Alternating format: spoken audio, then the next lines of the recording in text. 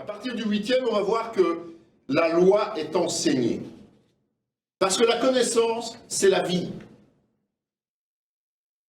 Un peuple sans connaissance meurt.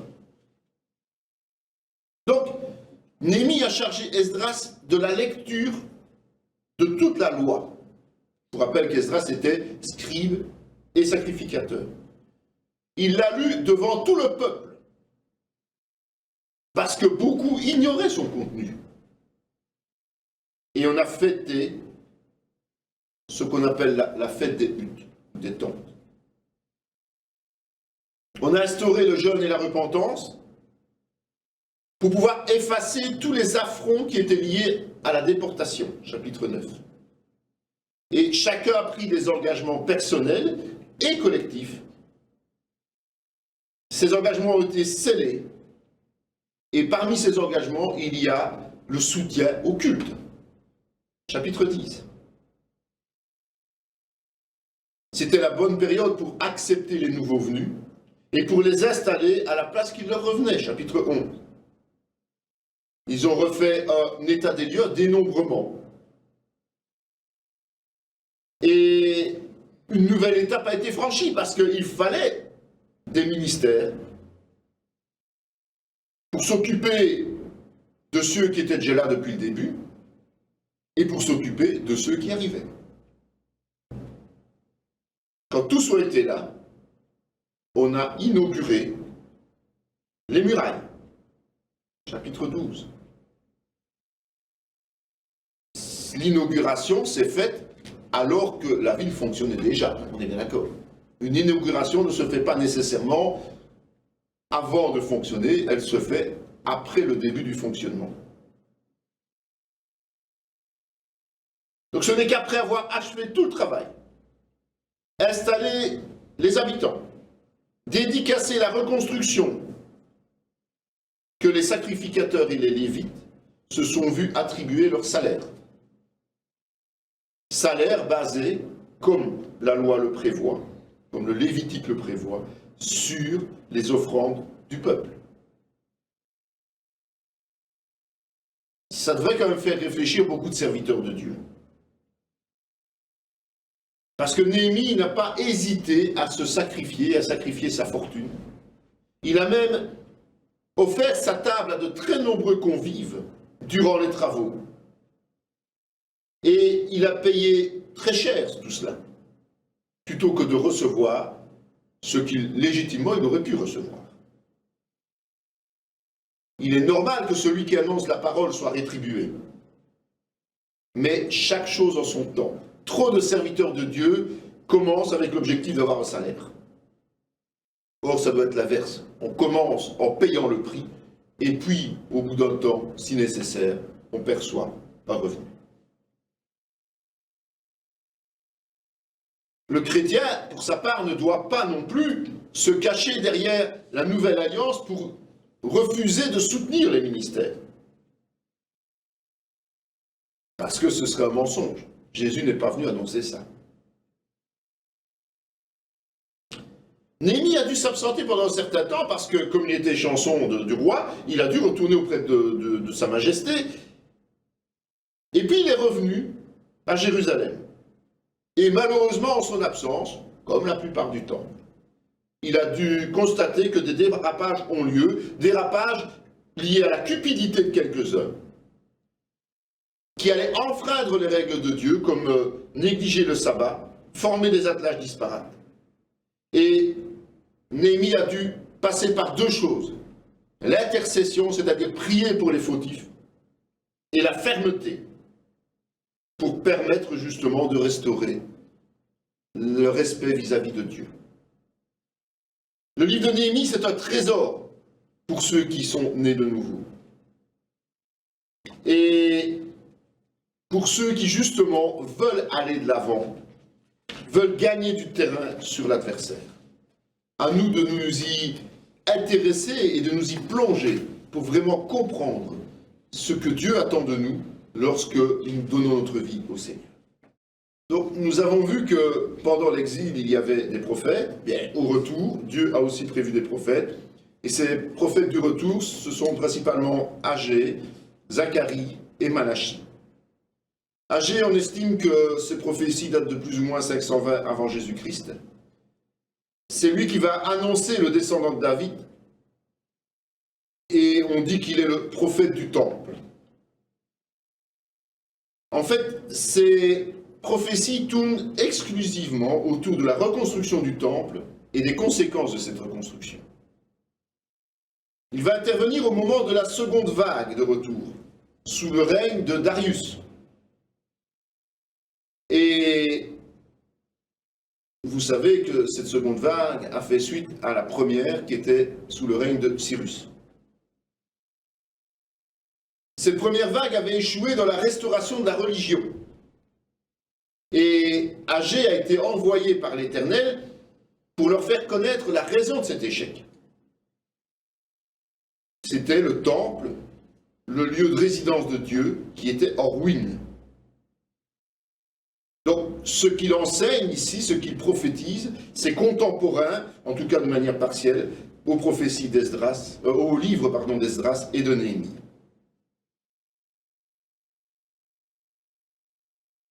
Donc, Agé s'emporte contre le peuple et il souligne que Dieu n'agit pas en leur faveur à cause de cette absence de temple. Il va essayer, comme son compatriote Zacharie, de stimuler le peuple pour faire commencer la construction. Et il va réussir, évidemment. Mais il va réussir parce qu'il promet beaucoup de choses, beaucoup de bénédictions. Ce temple va être modeste. Ce n'est pas le temple d'antan. Et c'est vrai que ça a parfois déçu ceux qui ont connu ou qui ont en tout cas entendu parler du temple de Salomon. Mais ça n'empêche pas Agé d'encourager ses compatriotes en leur disant que la lignée royale de David allait reprendre vie à Jérusalem pour donner naissance au Messie, une fois que la gloire de Dieu aura rempli à nouveau le Saint des Saints. Et c'est Zorobabel. Zorobabel, en fait, était le petit-fils de Jéhoïakim, qui devient officiellement gouverneur de Judée. C'est lui qui perpétue la lignée royale. Il va faire ses recommandations et il prophétise aussi la destruction de nations païennes. C'est un petit livre, c'est aussi un petit prophète, 2 chapitres. Zacharie, c'est la même période, va annoncer l'avenir glorieux d'Israël. On dit que c'est un prophète visionnaire. Il est lui aussi, comme Agé, cité dans le livre d'Esdras. Et ces deux prophètes, Agé et Zacharie, sont intervenus au moment le plus cruciaux du retour. Au moment où le découragement prend le dessus. Et au moment où les moyens matériels ne sont pas là. Donc Agé, lui, va annoncer la venue du Messie. Zacharie, qui va abonder dans son sens, va plus loin, puisque lui, il va aborder le royaume de Dieu instauré. Pour cela, il faut qu'on revienne dans les voies du Seigneur, que l'on persévère et que l'on obéisse. Il va utiliser le principe de la vision pour soutenir son peuple. Notamment les chevaux qui annoncent le pardon de Dieu et la restauration de Jérusalem. Les 4 cornes et les 4 forgerons, qui annoncent aussi la destruction des peuples qui ont soumis précédemment Israël. Le cordeau de mesure. Jérusalem va devenir le lieu de résidence de Dieu et donc va connaître une grande gloire. Il va aussi prophétiser la nomination du souverain sacrificateur Josué, dont on a parlé tout à l'heure. Il va être purifié par Dieu. Il va devenir le responsable religieux à condition qu'il reste fidèle et aussi parce que les fautes d'Israël vont être effacées en un seul jour. Fait particulier, c'est que dans ce chapitre 3, Dieu s'adresse directement à Satan pour le réprimander, lui qui est accusateur de Josué. Chapitre 4, on voit le chandelier d'or et les 2 oliviers. Ça démontre l'onction permanente du Saint-Esprit sur Zorobabel. Et il annonce sa descendance messianique, malgré que les apparences sont trompeuses à ce moment-là. Puis il y a le rouleau volant, chapitre 5, qui montre la purification du pays de toute saleté spirituelle. Le boisseau, toujours chapitre 5, qui fait que la méchanceté est ôtée de Jérusalem. Et les 4 chars, qui sont les envoyés de Dieu, qui agissent selon ses directives, chapitre 6. Et la promesse qui a été faite à Josué a été accomplie, puisque Zacharie a dû aller oindre Josué en tant que souverain sacrificateur. Et ce souverain sacrificateur a pour mission de veiller à l'édification du temple. Zacharie va se dresser contre les jeunes dits traditionnels. Il va rappeler qu'il faut agir avec justice, sous peine de connaître à nouveau la déroute. Chapitre 7. Tout a un temps, et Dieu pardonne, puisqu'il parle du rétablissement de Jérusalem. Chapitre 8. Et qu'il anéantit les ennemis de Jérusalem. Chapitre 9. Il rappelle aussi que, et c'est essentiel, l'Éternel est le seul vrai Dieu, celui qui libère. Il va avertir contre les faux bergers.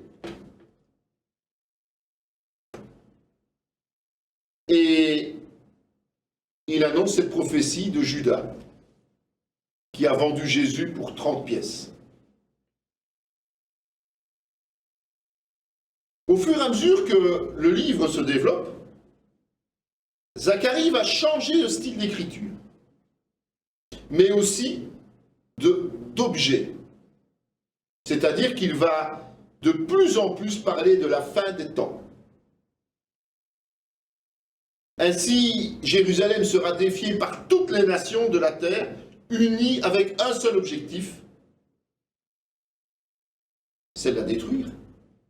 Mais il annonce qu'elle sera délivrée, parce qu'il ferait preuve d'humilité, une vraie humilité devant l'Éternel. Ça ressemble un peu aux prophéties de Daniel aussi, et celles de l'Apocalypse, lors de la grande tribulation. C'est chapitre 12.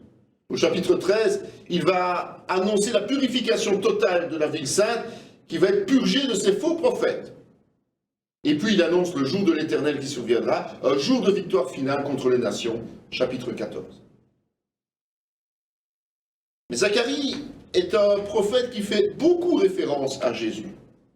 Et notamment, il annonce sa venue dans une condition d'humilité, mais aussi son entrée triomphale en Jérusalem sur un ânon. Chapitre 9, verset 9. Il parle du prince de paix qui va dominer toute chose. 9, 10. On l'a déjà dit, il va parler de sa trahison pour 30 pièces d'or. Il dit aussi qu'il va être transpercé. Chapitre 12, verset 10. Et qu'il va être abandonné par ses brebis. 13, 7.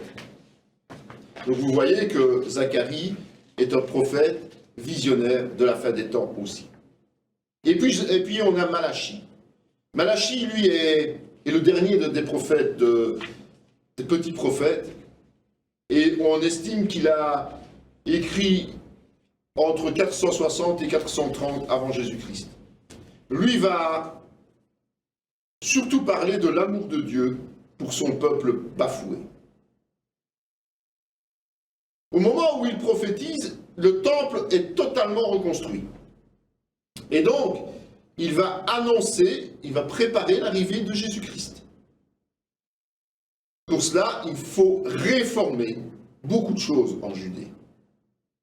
Donc son message va être axé sur deux pôles, la désobéissance et l'obéissance. Et son style est particulier, puisque c'est Dieu lui-même qui dialogue avec son peuple. Il ne dit pas, comme les autres prophètes, l'Éternel a dit, mais non, l'Éternel parle directement. Il semblerait que le peuple était étonné de ne pas être béni, alors qu'effectivement la maison de l'Éternel avait été reconstruite et que les sacrifices et les rituels avaient repris. Et donc il se lassait. Et Malachie connaissait les raisons de ce manque de bénédiction.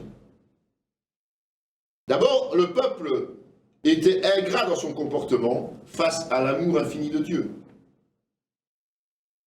Les sacrificateurs manquaient de respect vis-à-vis de Dieu et de ses ordres. Il y avait des attelages disparates et de l'infidélité. Il y avait des paroles irréfléchies et les mensonges. On détournait les dîmes et les offrandes. Et on convoitait les méchants. Tout ça dans les 3 premiers chapitres.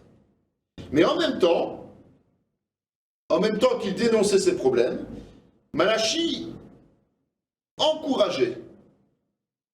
Il annonçait des bénédictions pour motiver tous ceux qui accepteraient de se remettre en question et rentreraient dans les voies.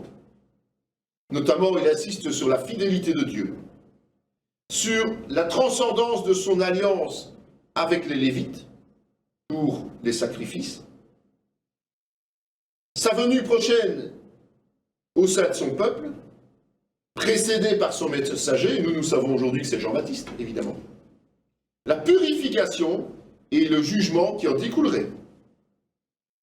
Il promet que Israël survivra, que les bénédictions sont liées à l'obéissance, que le jour du jugement final, eh bien, il y aura aussi la victoire qui sera offerte au peuple fidèle.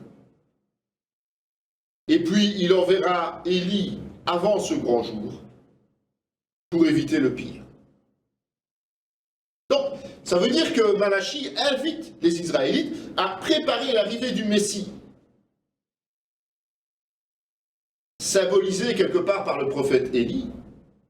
Pourquoi il a pris Élie? Parce que Élie a laissé une trace dans la conscience collective, un souvenir, depuis qu'il est parti de façon surnaturelle. Donc les gens s'attendent à son retour, ils ne l'ont pas vu mourir. Et on sait que, après Malachie, il y a un silence de 400 années. En parallèle à tout cela, il y a une autre histoire dans l'Ancien Testament qui est celle d'Esther. Il faut savoir qu'une partie du peuple juif est restée sur place, alors que beaucoup sont revenus à Jérusalem. Donc les Juifs ont continué à vivre sur place à Babylone, alors que d'autres sont revenus. C'est un livre qui est parfois controversé, parce que c'est un épisode particulier, un peu différent du reste. Il faut se dire qu'il n'y a pas de référence à la prière, qu'il n'y a pas beaucoup de notions spirituelles, même pas du tout, que le nom de Dieu en tant que tel n'apparaît pas, mais que celui d'un roi païen y est abondant.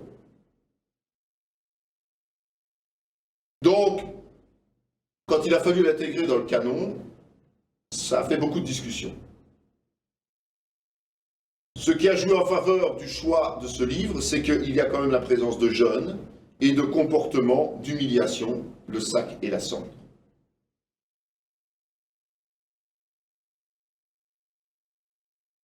C'est vrai que ce récit met en avant la main de Dieu sur son peuple, même hors des frontières naturelles. Esther est juive, et rien n'a prédestiné à connaître un avenir comme elle a connu. De devenir l'épouse d'un roi païen qui s'appelait Assuérus. Celui-ci avait une épouse évidemment qui s'appelait Vashti, mais cette épouse a osé défier le roi en dépit du protocole qui l'interdisait. Et à cause cause de cela, eh bien, il a dû la répudier.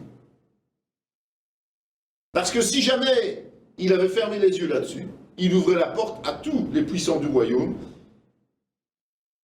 à avoir des problèmes avec leurs propres épouses. Donc, elle a été exilée et elle a perdu son titre de reine. C'est le premier chapitre. Mais évidemment, comme tout roi de l'époque, il ne pouvait pas rester seul, et donc il a voulu se choisir une nouvelle compagne. Et finalement, son choix s'est arrêté sur une certaine Esther, qui évidemment a caché ses origines juives et s'apparentait avec Mardochée, qui était un benjaminite, serviteur au palais. Pendant ces tractations et ce temps de choix, un certain Aman a été choisi comme bras droit par Assuérus. Et ce Aman n'avait rien d'autre comme objectif que de s'en prendre à Mardochée. Parce que Mardochée refusait de s'incliner devant le roi, lui qui s'inclinait uniquement devant Dieu, son Dieu. Et ce Haman se dit, bien, plutôt que de s'en prendre uniquement à Mardochée, eh bien, il allait s'en prendre à tous ceux de sa race, les Juifs. Et il a obtenu l'autorisation du roi Assuérus. Mardochée a été prévenu de cela. Et au péril de sa vie, il s'en est référé à Esther. Parce que lui et les autres Juifs étaient désespérés, évidemment. Et ils ont pris le jeûne, le sac et la cendre. C'est la reine qui les a conviés à jeûner. 3 jours, ininterrompus, pour préparer son entrée auprès du roi, entrée qui était interdite par le protocole, et qui aurait pu lui coûter la vie, puisque Assuérus ne l'avait pas invité. Et donc le 3e jour, Esther, dans ses atours royaux, est entrée dans la salle interdite, mais elle a obtenu la faveur de son époux. Il a accédé à sa première requête qui consistait à être invité, lui et son adjoint, à un repas en leur honneur, durant lequel elle lui ferait part de ce qu'elle voulait lui demander, tout simplement. Aman, qui était orgueilleux, a été flatté par cette invitation, et donc, dans l'entrefaite, il a fait dresser une potence pour pendre Mardochée le lendemain, mais il a accepté l'invitation. Assuérus était un insomniaque, il dormait mal, il peut. Et il a commencé pendant la nuit à lire les chroniques. Il s'est aperçu que Mardochée lui avait sauvé la vie et n'en avait jamais été récompensé. Et donc Aman, au lieu de pouvoir exécuter son ennemi, a été obligé de l'honorer et il en était humilié. Mais il n'a pas eu le temps d'intervenir et de réfléchir. Pourquoi? Parce qu'il devait aller au festin, à l'invitation proposée par Esther. Et durant ce temps, Esther a demandé à Assuérus d'épargner sa vie et celle de son peuple en dénonçant les agissements d'Aman. Comme il a été découvert, il a demandé à Esther d'intervenir, mais en vain, parce que le roi a décidé d'utiliser la potence pour le pendre lui.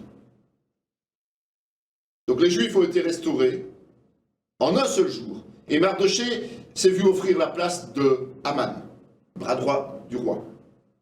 Ils vont même obtenir le droit de se défendre en exterminant tous ceux qui chercheraient à attenter à leur vie dans tout le pays. Et ils ont pu se venger en instaurant, et suite à cela, ils ont restauré une fête annuelle, la fête du Pourim, en souvenir du passage de la détresse à l'exaltation. Et Mardochée a fait donc cette carrière de premier ministre d'Assuérus au profit de tous les Juifs qui habitaient Babylone. Il y a quelques ajouts qui se trouvent, et qui sont des ajouts apocryphes, pour simplement terminer, qui sont ajoutés dans le livre d'Esther, le livre que l'on trouve dans les Bibles catholiques en général. Notamment, il y a un rêve de Mardochée, il y a le contenu de la lettre du roi qui confirme les desseins de Haman, il y a la supplication de Mardochée à Esther, Tout ça se trouve intercalé dans les versets existants. Il y a la prière de Mardochée et d'Esther. Là, effectivement, il y a une prière, mais elle n'est pas dans le texte original. Et c'est une prière qu'il prononce dans laquelle il prononce plusieurs fois le nom du Seigneur. Et puis, il y a l'action après la prière. Et le verset 5.2 a été modifié pour démontrer un état de fatigue excessive d'Esther quand elle s'est présentée devant le roi. Elle n'a quand même jeûné que 3 jours. Elle ne pouvait pas être totalement épuisée. Fatiguée certainement, mais pas totalement épuisée. Et puis il y a eu le contenu de l'édit d'Assuérus qui autorisait les Juifs à défendre leur vie. Et finalement l'interprétation du rêve de Mardochée par lui-même. Et là aussi on utilise le nom de Dieu. On va faire quelques petits commentaires concernant cette période des rois, de la déportation et du retour simplement. En fait, les rois de Juda sont restés en majorité fidèles. Mais souvent, c'est une fidélité partielle.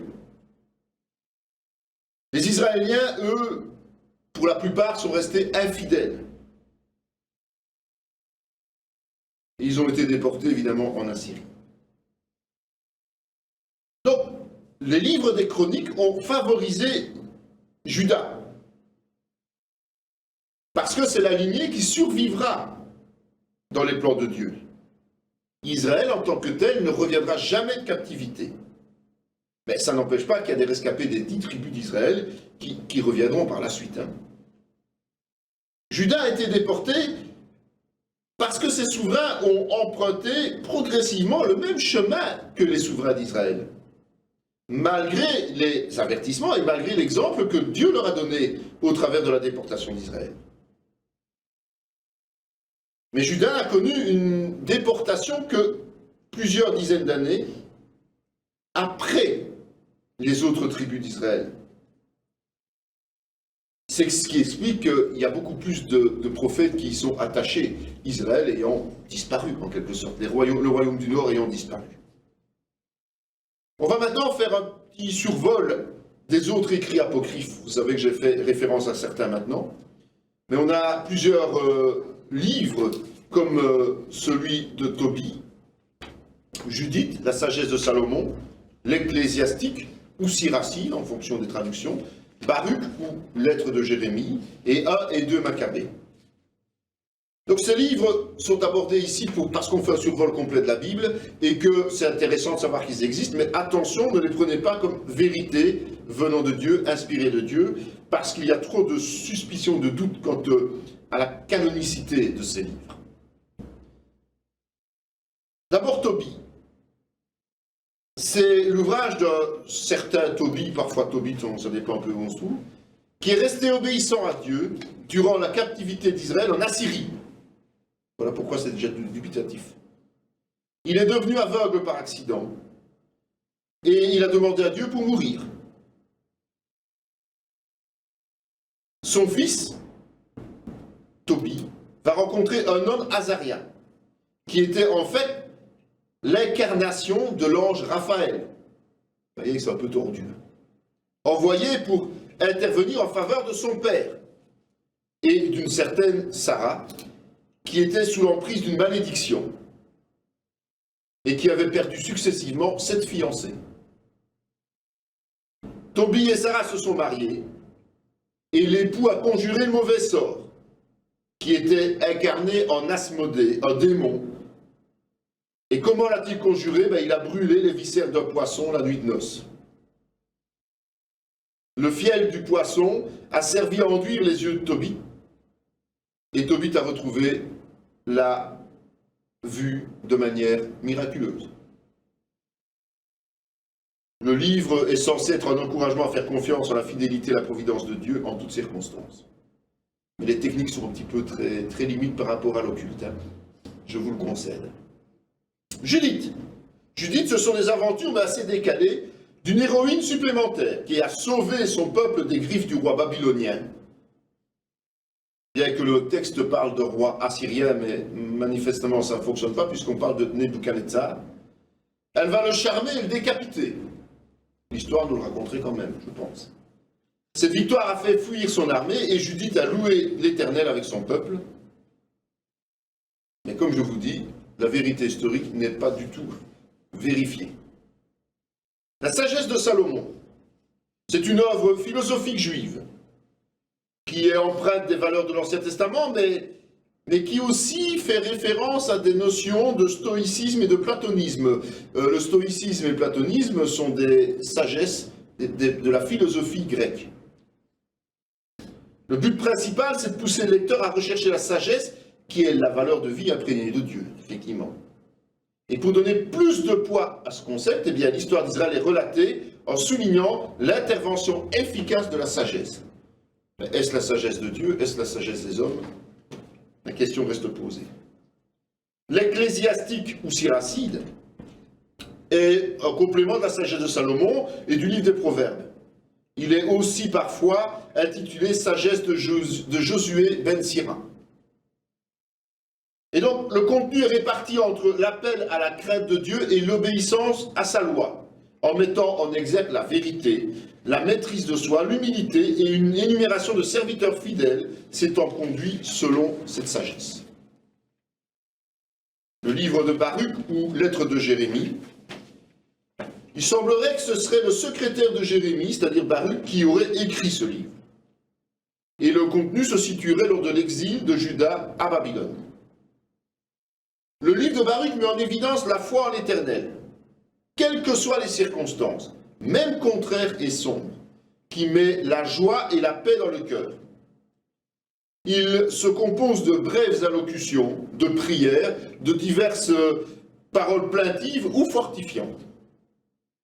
C'est une lettre très brève, et c'est un rappel à l'ordre du prophète, qui dénonce le comportement idolâtre et qui affirme la nécessité de respecter un culte vrai.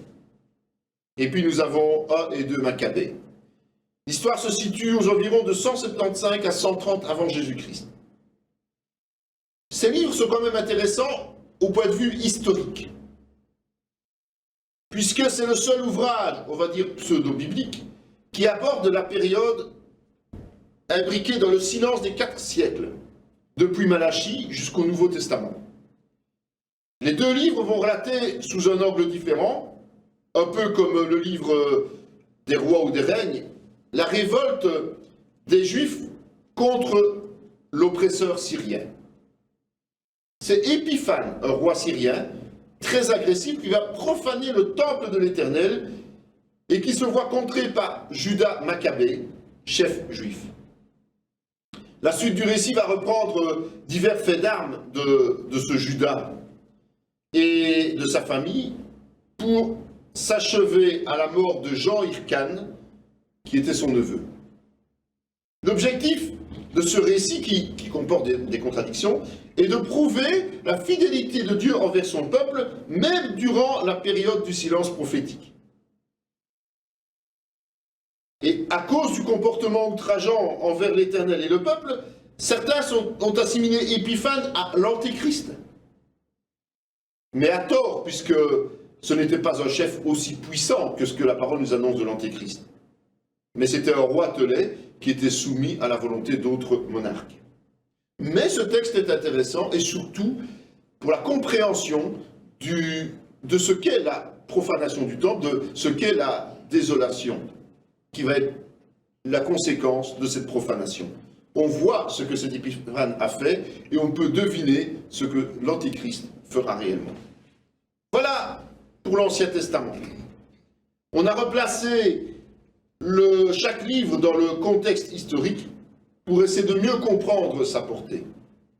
C'est une approche qui est certes arbitraire, puisqu'il y a des divergences d'opinion, et parcellaire, mais elle est suffisante pour mieux relier la plus grande partie de la Bible à la plus récente, c'est-à-dire le Nouveau Testament. L'ancienne alliance a souvent été galvaudée par l'homme à cause de son égocentrisme, à cause de son péché. Et cela appelait justement à la survenue d'un Messie. Un Messie digne de Dieu qui ne pouvait être que son Fils unique. Dieu lui-même est sauveur, évidemment, non seulement du peuple juif, mais de l'entièreté de l'humanité repentante. Et donc c'est maintenant qu'on va attaquer le Nouveau Testament.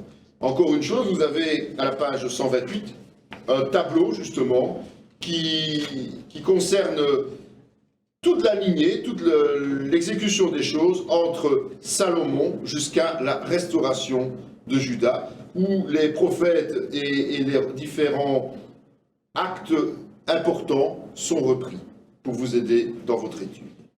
Nous allons donc aborder le Nouveau Testament. C'est vrai que l'Ancien Testament est parfois un peu rébarbatif quant à sa lecture et son étude, mais il nous permet principalement de comprendre pourquoi Jésus n'est pas venu abolir la loi et les prophètes, mais l'accomplir.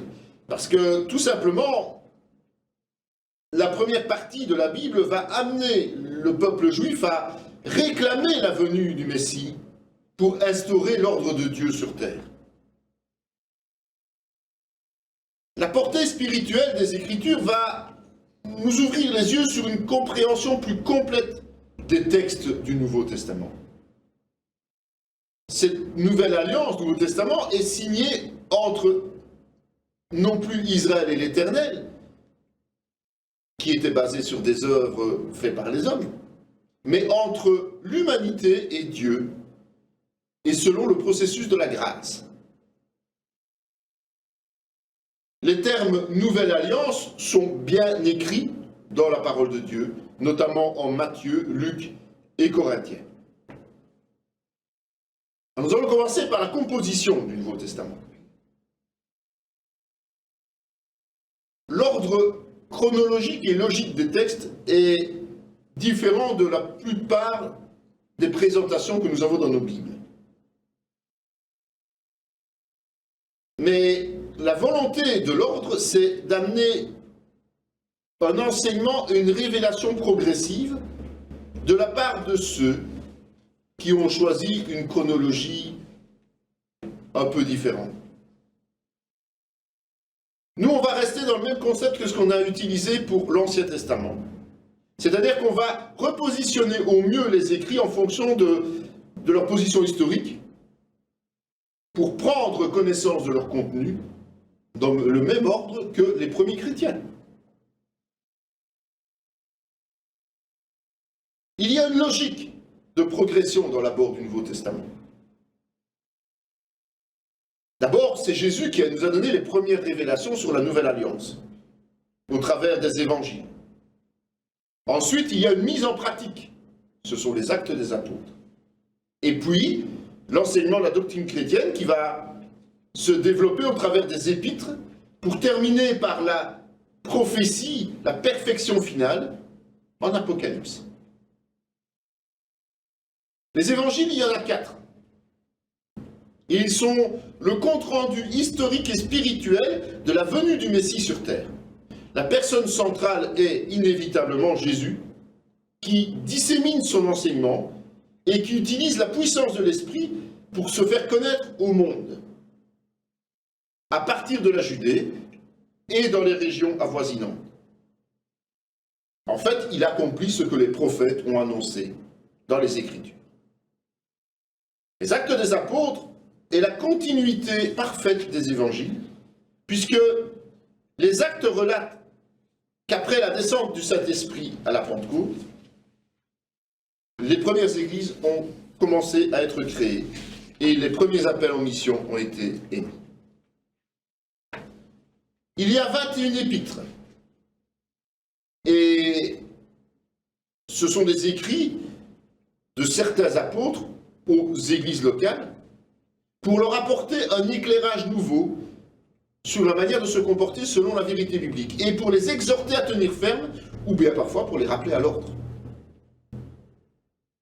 Ces lettres restent aujourd'hui très actuelles pour chacune de nos assemblées parce qu'en fait tous les domaines de la vie de l'Église ont été abordés d'une manière ou d'une autre. Et finalement la prophétie, le seul livre prophétique, même s'il y a des prophéties dans d'autres livres, c'est l'Apocalypse. En fait, la particularité du livre d'Apocalypse, c'est la manière dont il a été révélé à l'apôtre Jean et la manière dont il est écrit. Et il est parfaitement connectable à des livres comme nous avons parlé tout à l'heure de Daniel ou de Matthieu. Pour le chrétien, c'est l'apothéose de toute la création. La vie éternelle et parfaite nous attend, après que nous ayons subi les conséquences de la chute et les joies de la conversion. Alors comment allons-nous classifier les livres? Là aussi, comme je vous l'ai dit, rien n'est parfait et rien n'est certain à 100%, mais les datations nous permettent peut-être de positionner notamment les évangiles et les autres écrits pour pouvoir mieux disposer de l'enseignement par rapport au contexte. C'est ça qui est important. En fait, contrairement à ce qu'on nous laisse paraître dans les Bibles en général, il semblerait que les écrits de Marc soient antérieurs à Matthieu. Et donc Marc, ce serait vers 60, tandis que Matthieu, ce serait aux environs de 60 à 80. Luc étant entre 75 et 85. Ces trois premiers livres sont appelés synoptiques, simplement parce que ils vont aborder les événements de la même manière, mais avec un style différent. Des parties qui sont personnelles à chaque auteur, et un public cible spécifique pour chacun. Et puis il y a l'évangile de Jean qui a été écrit plus tardivement, on pense que c'est en 95 après Jésus-Christ, et qui lui a une portée plus spirituelle, mais aussi apporte des compléments d'information par rapport aux trois autres.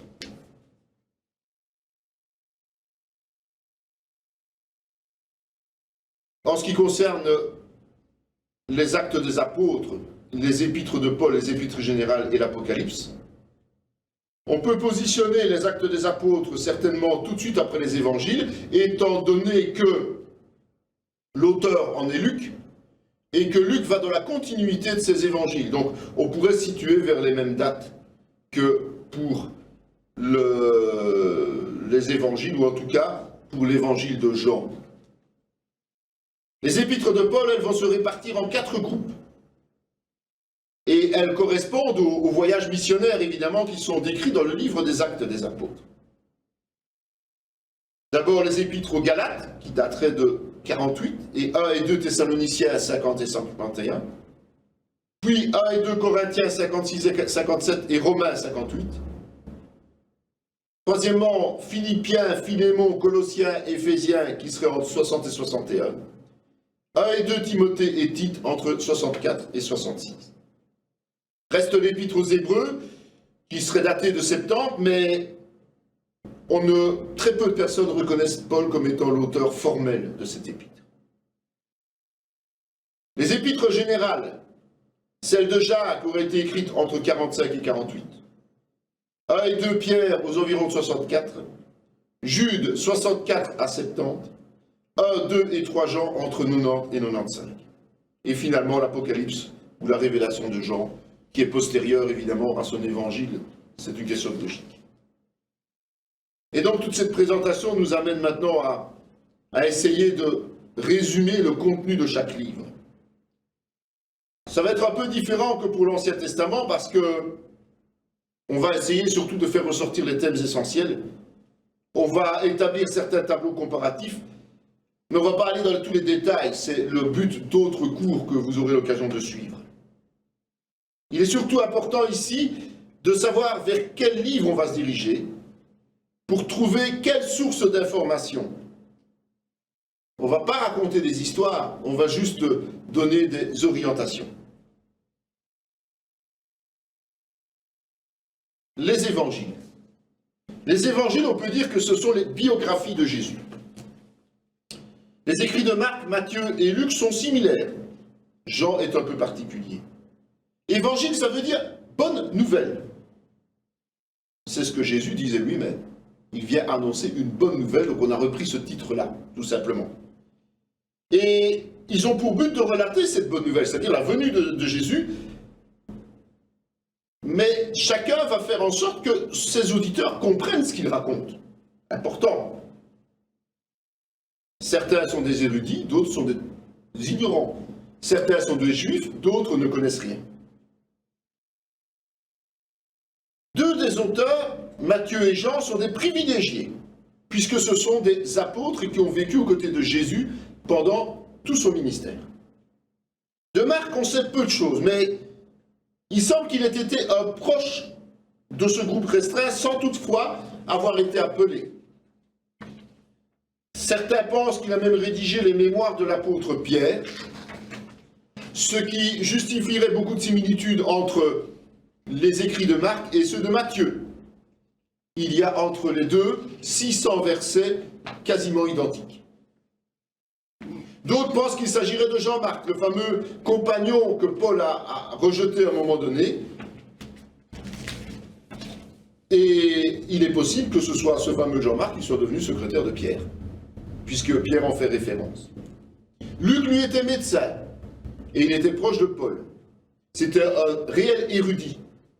Et il semble avoir agi comme un journaliste d'investigation, comme on dirait aujourd'hui. C'est-à-dire qu'il a recherché les témoins et les anecdotes pour les transcrire dans ses écrits.